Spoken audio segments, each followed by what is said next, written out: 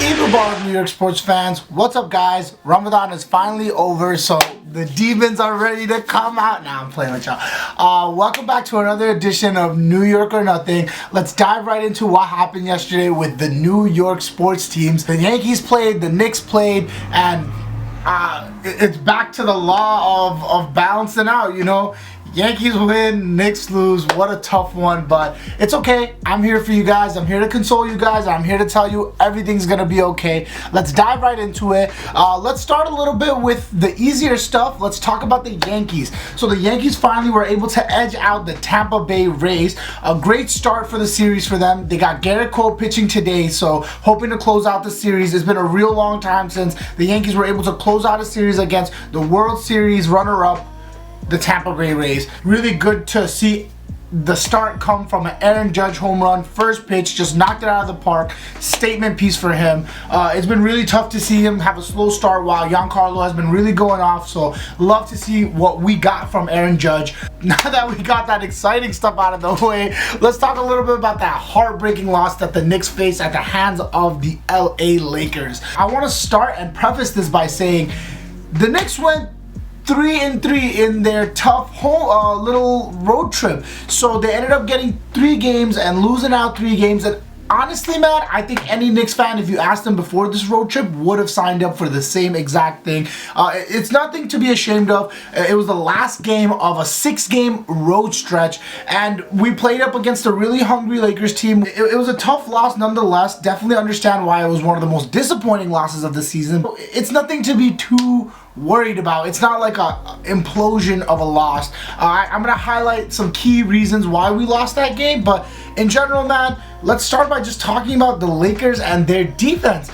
Without Anthony Davis, without LeBron, without Schroeder, with so many injuries in and out of the lineup, and one of the shortest off seasons, the Lakers have been able to maintain a #1 defensive rating all year. So they're not any just team. This is the defending champions from last year, and they just put on a defensive clinic against the Knicks. We had a really good defensive outing too. It was really good on our end, and that's why a lot of people love this game. A lot of people were talking about how this reminds them of old basketball, real grind and tough type of basketball. Exactly what we're gonna see from defensive-minded coaches like Frank Vogel, Tom Thibodeau. The Lakers and the Knicks this season are 1-1. If you're asking me as a Knicks fan if I would be okay with splitting games with the defending champions of last year, I'm gonna have to say yeah. I'm gonna have to sign up for that every single time.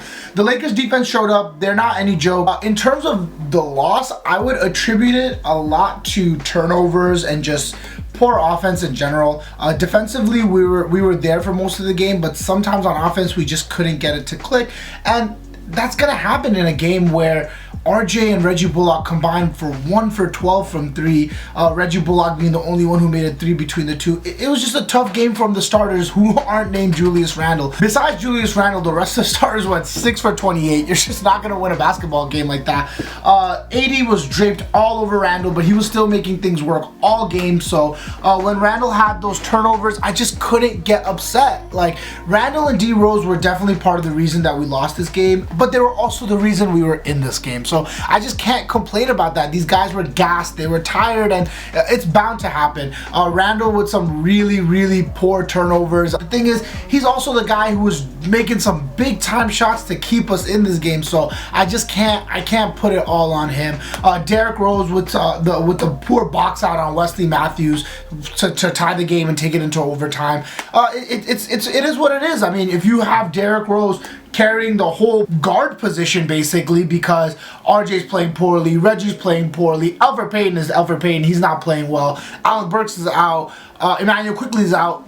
Derrick Rose is going to get a little burnt out, man. Like, you can't expect him to play the same as he did in the beginning of the game that he does down the stretch. He was getting everything he wanted earlier in the game, and you tip your hat off to the Lakers defense for really being able to hold up the Knicks. In terms of the shot that THT made and the shot that RJ missed, like, dude, THT is a 25% shooter from 3. Great player, really no knock on him, man. Like, he showed nothing but improvement. He's a great guy. I love where the Lakers picked him at round 2, and he's been playing with the big dogs. A really good piece for the Lakers to have. But you know, you're gonna live with a young kid making a shot from 3, you're gonna have to live with that. It's just tough. And RJ taking that shot, man, I will not tolerate any RJ slander. Like, this kid is 20 years old. Like, if THT misses that shot, what, you gonna go out and slander THT? Like, that's just not fair to these kids. Like, they're gonna make shots, they're gonna miss shots. RJ was just put in a bad position. You know, Randle throwing him the ball basically at a dead ball. Like, he couldn't really make anything out of it. RJ is the worst shot creator on our team, I'd say, like in terms of the good players. And you know, he just couldn't get a good shot off it. It is what it is. It's a tough loss. Take it on the chin, grow, you know, bounce back from it. And Knicks will bounce back from it. I don't know if you guys remember, like literally 2 games ago, they had a really bad loss to the Nuggets, they had a really bad loss to the Suns in 2 different ways, and then they bounce back against the Clippers and get a win against one of the teams that are competing for a championship. Really do not underestimate this team. If anything that this loss can be is that it will be fuel for the flame that is coming on in the next few games. We have a home stretch that's going to be really important, 3 games coming up. Right now the Knicks are tied for 4, 5, and 6 with the Heat and the Hawks. A lot of complicated situations going on. If you guys need to know who to root for, you root for the Knicks to go win it out 3-0. That's what I want to see from them. And you're rooting for the Hawks and Heat to at least lose 1 game. You're rooting for the Celtics to lose. Priority is season Heat losing out games and the Knicks winning out. That's what we want to see. That's what we want to root for. I want to talk a little bit about some positives we saw in the game. Frank Ntilikina, man, with all the opportunities that he's been receiving, he finally was able to capitalize and have a game for himself. Wow, really showing up on the defensive end. Some really clutch threes, some catch and shoots. That's what you want to see from Frank, and hopefully he can carry this into playoffs and show some significant minutes. I don't really want to bash on Tibbs, but I'm just starting to notice that his offensive sets are just like big question marks. It's a whole lot of just like Tyronn Lue drawing LeBron on the clipboard. It's just a big picture of Randle and Derrick Rose and like, do your thing. Tibbs is probably the greatest defensive coach we've ever seen, but I really want to see him get more creative and create better plays to get Randle open, Rose open, get your shooters open. Like, I really want to see him work on that. It's not anything I'm going to hold against him. It's just like something I want to see improvement with. 1 more win and we can secure a top 6 seed. Would have been nice if we secured it against the Lakers, one of the most important games. But again, you're just going to tip your hat to the Lakers defense.